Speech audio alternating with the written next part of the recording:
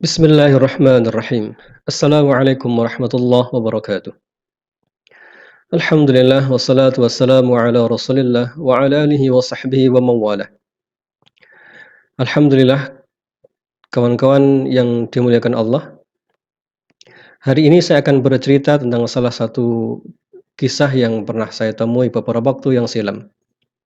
Kisah seseorang yang dia selama 7 hari atau kurang lebih sekitar itu kehilangan kesadaran, namun tidak layaknya orang yang kehilangan kesadaran. Mungkin orang yang kehilangan kesadaran itu misalnya dia di atas pembaringan dalam keadaan koma atau mungkin dalam keadaan, seperti orang yang mengalami gangguan kejiwaan. Tetapi ini tidak. Dia beraktivitas normal, hanya saja ada ketidakwajaran dalam perilakunya ya hingga membahayakan orang di rumahnya. Cerita ini bukan cerita mistis, juga bukan cerita misteri, tetapi ini cerita tentang proses terapi. Dari sini nanti kita akan belajar beberapa tema mendasar dalam terapi ruqyah syariah, yaitu tentang psikis, trauma, sekaligus tentang ain dan hasad yang tempo hari kita bahas di kelas penyetaraan dan kelas ain dan hasad Ruqyah Learning Center. Cerita ini saya ubah beberapa poin, beberapa bagian, namun cerita utamanya tidak ada yang berubah insya Allah. Yang saya maksud dengan sukma, saya hanya meminjam istilah yang banyak berkembang di dunia supernatural. Sekali lagi ini hanya untuk memudahkan memahami saja. Jadi saya meminjam istilah itu karena itu yang paling mudah difahami dan banyak beredar difahami di sekitar kita terkait kasus yang ingin saya ceritakan ini. Pada waktu saya ke rumah beliau, saya dapati istri dari kawan ini, dia tidak mau keluar dari kamarnya. Dia mengunci diri. Akhirnya dipaksalah untuk dibuka pintu itu dan suaminya menunggu di dalam. Karena sang istri dalam keadaan sangat marah tidak mau keluar dari kamar sama sekali. Singkat cerita, kemudian saya bacakan Al-Quran di depan pintu kamar itu. Karena sang istri sama sekali tidak mau diajak keluar, tidak mau diajak dialog. Di luar dugaan saya, kemudian sang istri ini keluar dalam keadaan sangat marah, membentak-bentak saya.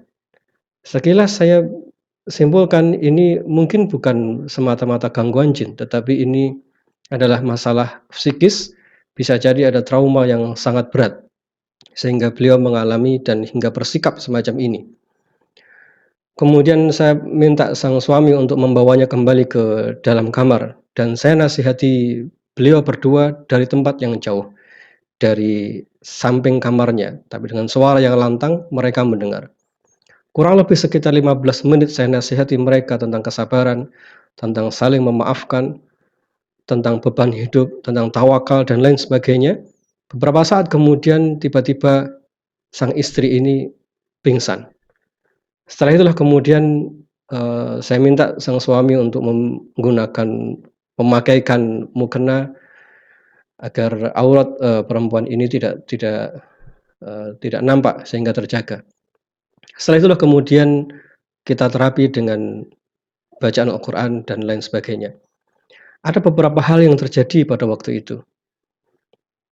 Berteriak, kesurupan, menantang, bahkan mengancam ingin membunuh saya dan sang suami yang hadir.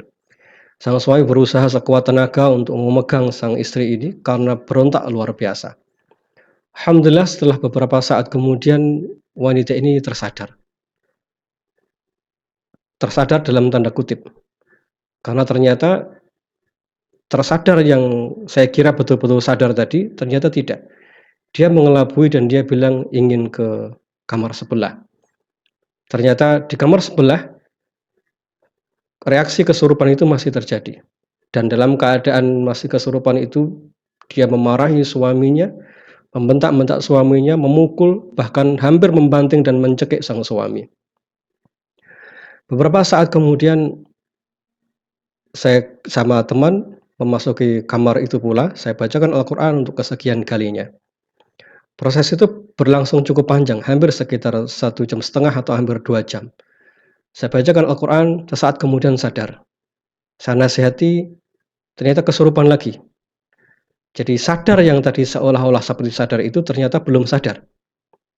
Jadi sangat tipis bedanya antara kesadaran yang asli antara orangnya dan sadar yang ternyata kesadaran semu, yang di situ sebenarnya masih ada syaitannya atau jinnya. Kemudian saya bacakan Al-Quran beberapa saat sampai beberapa gangguan biiznillah Allah mudahkan untuk hilang. Hingga akhirnya muncullah sosok yang ketika dibacakan Al-Quran tidak nampak reaksi sama sekali, dengan angkuh dan sombong. Dia mengungkap aib-aib keluarganya, berbicara dengan bahasa yang aneh, berbicara dengan bahasa yang orangnya sendiri sebenarnya tidak mengerti bahasa itu. Dari beberapa yang terlihat pada pasien ini, saya cukup yakin bahwa ini bukan lagi psikis yang tadi di awal. Ini adalah gangguan jin murni yang ini. Kemudian jin itu membentak-bentak, nyaris hampir dia berdiri dan menyerang saya waktu itu. Kemudian saya tetap menasihatinya untuk bertakwa kepada Allah, takut kepada Allah, bertaubat kepada Allah atas kezaliman yang dia lakukan kepada wanita ini. Tercetuslah sebuah kalimat yang membuat saya akhirnya tersulut agak marah, karena dia bilang dia tidak takut. Ketika saya bilang takut kepada Allah, dia bilang tidak takut. Dan saya tanya, apa alasanmu mengganggu wanita ini? Dia bilang, saya ingin menolongnya. Kalimat itulah yang akhirnya saya bantah berulang-ulang. Kamu merasa ingin menjaganya, padahal kamu telah membuatnya tidak bisa sholat selama beberapa hari. Apakah itu yang kamu maksud kebaikan? Kamu merasa ingin menjaganya, namun kamu buat dia mencelakai suaminya. Apakah itu yang dinamakan kebaikan? Kamu bermaksud berbuat kebaikan untuknya, tetapi apa yang kamu lakukan?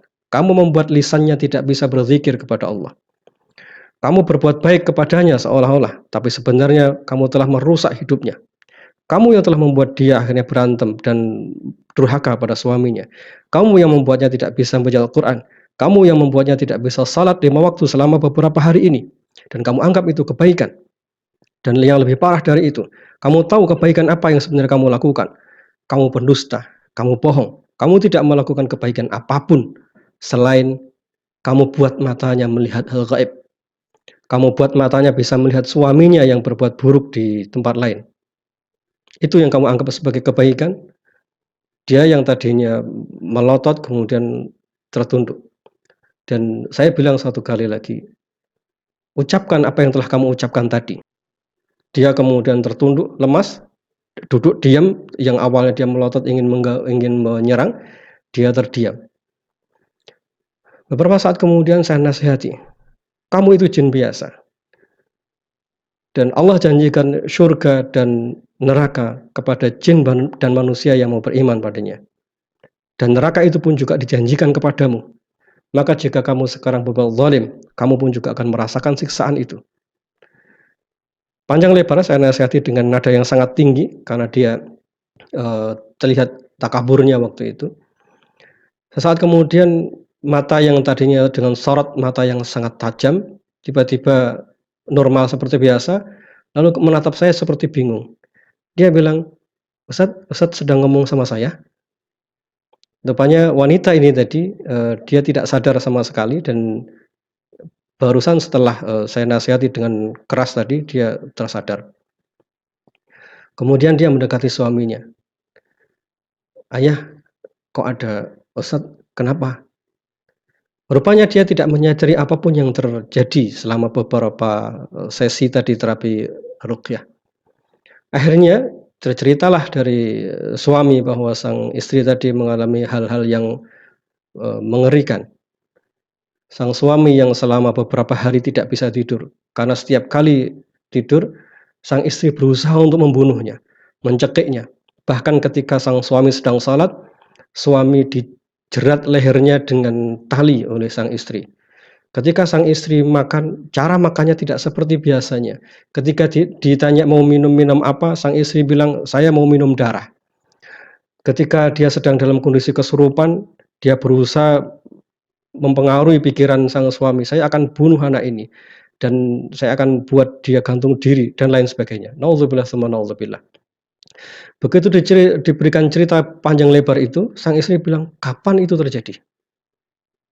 Kemudian coba ditanya beberapa hal yang mampu dia ingat, ternyata sang istri ini hanya mampu mengingat peristiwa 7 hari sebelum hari ini. Jadi selama 7 hari atau beberapa hari di rumah dalam keadaan marah, makan dengan cara yang aneh, membentak-bentak, memukuli suami dan lain sebagainya itu di luar kesadarannya. Termasuk ketika saya datang dia dalam kondisi membentak saya pun ternyata dia juga tidak sadar sama sekali. Jadi praktis sang istri ini ternyata sekitar 7 harian atau beberapa hari itu dia menjalani keseharian tanpa sadar sama sekali. Hilang kesadaran. Nah, kalau bahasa dari kawan-kawan yang belajar di dunia spiritualis, mereka menyimpulkan bahwa sukmanya ini mungkin hilang, lepas atau dibawa setan dan lain sebagainya. Saya tidak akan masuk ke cerita itu. Tapi yang ingin saya garis bawahi adalah selama 7 hari atau beberapa hari ini, wanita ini menjalani kesehariannya tanpa kesadaran. Dan yang mampu dia ingat hanyalah peristiwa 7 hari sebelum di terapi ini. Makanya kemudian ketika dia ditanya, "Ibu sudah sholat?" "Sudah tadi," begitu. Karena yang dia ingat 7 hari yang lalu, dia memang sholat maghrib, sholat isya. Sedangkan tadi ketika saya datang, dia belum sholat sama sekali. Jadi, apa sebenarnya yang terjadi pada wanita ini? Apakah ini betul sukmanya sedang keluar, yang sedang diambil oleh syaitan dan lain sebagainya? Waktu itu saya hanya menyimpulkan, saya bersyukur bahwa beliau kemudian sudah sadar. Dan saya kemudian pamit. Pagi harinya saya dikabari oleh sang suami bahwa istrinya tadi malam bisa tidur nyenyak dan dia bisa tidur bersama sang istri. Karena selama beberapa hari itu, sang istri selalu menyuruh sang suami pergi dari tempat tidurnya. Sehingga sang suami harus berjaga di depan pintu. Dan dia khawatir kalau nanti istrinya bangun membuka pintu lalu sang istri lari atau mencelakai diri. Jadi di rumah itu semua barang-barang berbahaya telah disingkirkan oleh suami, saking beliau ini ingin menjaga sang istri. Benda-benda tajam, benda-benda yang bisa digunakan untuk menyakiti semua disingkirkan oleh beliau. Nah, begitu sadar ini, pagi harinya sang istri nanya, "Loh, di mana alat ini? Di mana alat ini?" Karena dia mungkin mau memasak dan lain sebagainya, semuanya tidak ada. Jadi selama beberapa hari ini beliau sama sekali tidak mengerti apa yang terjadi. Selama 7 hari atau 1 minggu itu, beliau tidak mengerti apapun yang terjadi. Apa dan mengapa kejadian semacam ini bisa menimpa pada seseorang? Yang saya lakukan pada hari kedua setelah itu, saya datang lagi ke tempat kawan ini, saya ajak ngobrol panjang lebar dan saya menemui satu hal. Yang pertama ada sisi emosi dan trauma di masa lalu yang begitu berat, ujian hidup dari saudara kita ini. Saya tidak ingin bercerita tentang apa yang beliau alami, namun saya hanya menyimpulkan satu hal. Sesuatu yang sangat berat yang menggoncang jiwa. Itulah yang terjadi pada diri saudara kita ini. Semoga Allah berikan kesembuhan yang sempurna untuknya dan diberikan jalan keluar atas semua masalah-masalahnya. Yang kedua, saya melihat ada pola pikir yang mungkin tidak pas ya. Namun saya tidak terlalu jauh untuk mengarahkan ke hal ini.